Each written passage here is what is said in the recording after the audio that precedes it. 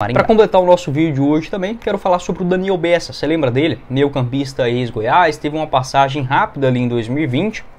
No geral foram 23 jogos com 5 gols marcados e uma assistência. O Daniel Bessa deixou o Goiás naquela ocasião com o término do seu contrato em dezembro daquele ano. Vale lembrar, né, teve a paralisação do futebol, por isso que acabou atrasando tudo. O Brasileirão de 2020 acabou terminando apenas em fevereiro ou março, né, de 2021. Por isso que ele não estava ali na reta final no elenco do Goiás. Eu gosto do Daniel Bessa, tá? Hoje ele tem 31 anos de idade, está lá no Al Ittihad, no futebol dos Emirados Árabes.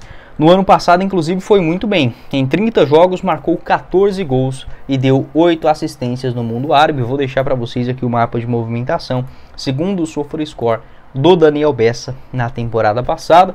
Uma nota média bem interessante, de 7,31. Eu gosto do Daniel, tá? Eu penso que seria um bom nome para o Goiás. Olhando, por exemplo, uma realidade de Série B, né, no Campeonato Brasileiro. O Daniel Bessa...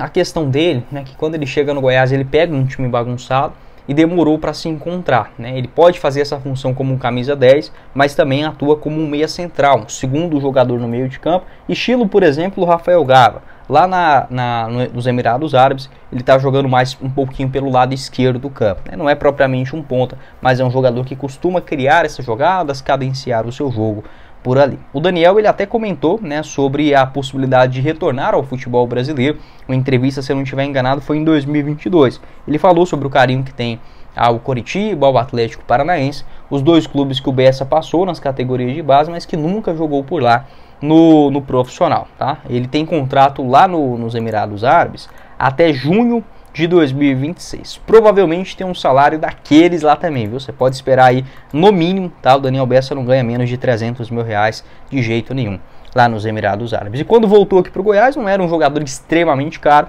mas foi uma das contratações de peso naquele ano. Uma pena que acabou não funcionando da maneira que o torcedor esperava, né? Até porque a carreira do Daniel Bessa, ela é sim de grande destaque. Não é um craque, tá? Não é um Coutinho, sei lá, um Neymar, nada disso, mas é um jogador que atuou bem no campeonato italiano, revelado pela Inter de Milão, vai muito cedo ainda lá para a Itália, passou também em Portugal, Holanda, Bolonha e Hellas Verona por empréstimo e foi bem principalmente no Verona em 2017. O último clube dele antes do Goiás foi o Genoa, né? Foram 36 jogos com 1 gol marcado e 3 assistências na primeira divisão italiana, tanto é que ele era valorizado lá na Itália, que quando ele deixou o Goiás, ele fechou justamente com o Hellas Verona novamente para a disputa da primeira divisão do campeonato italiano e foi bem, né? No geral ele fez 38 jogos com 4 assistências e 2 gols marcados. Pode deixar o seu pitaco se você lembra do Daniel Bessa. Eu gostava dele, tá na Série A do Brasileirão.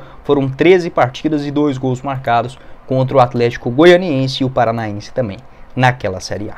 Seguindo aqui no nosso vídeo, quero falar também sobre o Warley Menezes, que foi contratado pelo Santa Cruz, né? Será o diretor de futebol do Santa para a temporada de 2025, onde o clube pernambucano retorna à Série D do Campeonato Brasileiro e tem também o Campeonato Pernambucano. Se eu não estiver enganado, tem também a Copa do Brasil para o ano que vem. O Warley, que estava sem clube após deixar o Goiás, ainda no final do ano passado, nessa função de diretor de futebol. Nesse ano, né, ele foi especulado no Atlético Paranaense, ali acho que foi mais ou menos em abril, maio.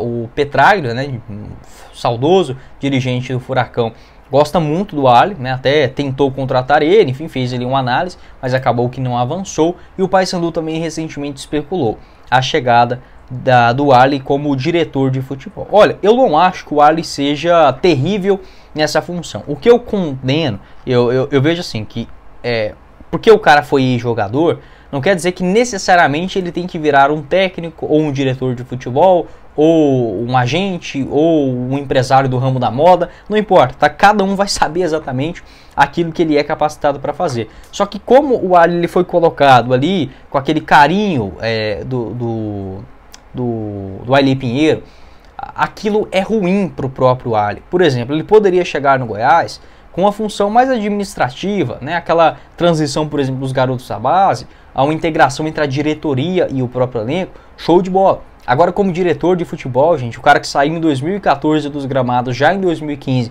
tendo um desafio do tamanho do Goiás em uma Série A de Campeonato Brasileiro, é para arrebentar com tudo. E tem outra coisa também, a gente tem que ser sincero, aquilo que oferecia para o Arley de contratações, a gente não vê, por exemplo, tá? O Goiás ele não fazia elencos caros. Então, obviamente, a chance de você contratar um jogador barato e dar errado, ela é muito grande, tá? Não estou aqui passando pano pro Arley, ele fez sim um trabalho ruim, de maneira geral, no Goiás, mas ele não era exatamente o único culpado. Eu vi alguns torcedores falando, pô, então o Lucas Andrino é pior do que o Arley Menezes? Eu não acho, tá? Eu acho que o Andrino tem sim mais experiência em um futebol brasileiro, conhece mais de mercado, estudou mais tempo exatamente para isso. E nessa temporada, quando teve, entre aspas, um pouquinho mais de liberdade, você pode ver que o Andrino conseguiu fazer boas contratações. Enfim, acho que cada um tem sua característica.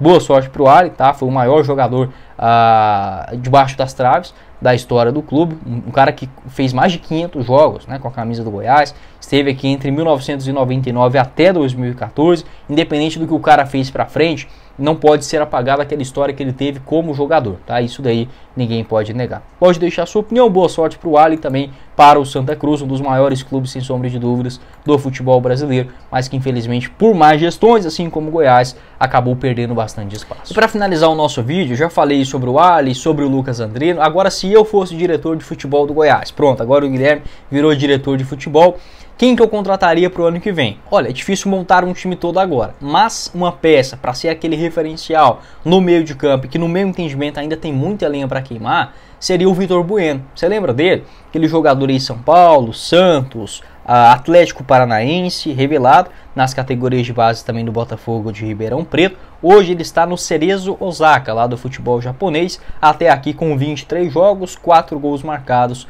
e 5 assistências. Eu gosto do Vitor Bueno, não é um craque, tá? Não é um Alex Dias ou um Paulo Baier, né? Apesar que quantos desses a gente vê aqui no futebol brasileiro, talvez meia dúzia, e olha lá nos principais clubes, né, os mais endinheirados. O Vitor Bueno também não é um jogador barato, é bom que se diga isso, tá? Não é um jogador barato. Ele foi vendido, por exemplo, nesse ano pelo Atlético Paranaense por 17 milhões de reais, tá? Foi essa quantia, 17 milhões, segundo informações do Globo Esporte. Ele tem um contrato por lá até o final de 2026. Então, como eu falei, não é uma transação simples ou algo nesse sentido, mas para mim seria assim um bom referencial técnico. Olhando a realidade, por exemplo, do Goiás para o ano que vem, que não terá dinheiro assim sobrando para dar e distribuir para todos os clubes, todos os jogadores, mas ainda assim é um clube que tem um valor mais alto do que os seus demais adversários.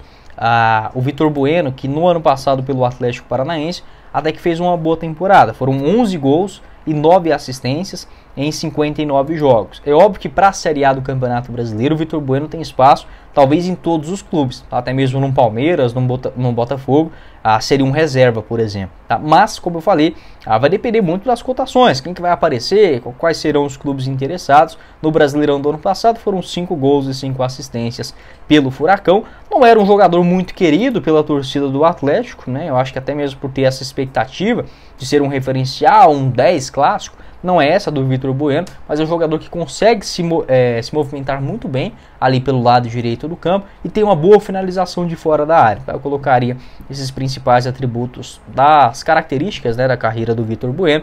Ele que teve a melhor temporada lá em 2016 pelo Santos, marcou 13 gols e 3 assistências em 48 jogos. Pelo São Paulo também em 2019 marcou 6 gols em 29 partidas, e esta última temporada, como eu falei, em 2023 aqui no Brasil, também foi boa lá em Curitiba. Pode deixar a sua opinião, o que você pensa sobre esse atleta também, e qual jogador você indicaria, olhando para o Goiás no ano que vem, tendo que fazer novamente um elenco com uma característica mais de Série B, e trazendo de preferência alguns jogadores mais jovens, tá? Aí com 25, 26, 28, 30, tá? Alguns, mas não encher de medalhão, igual fez nesse ano também, que eu penso que acabou errando o Lucas Andrino nessa escolha também.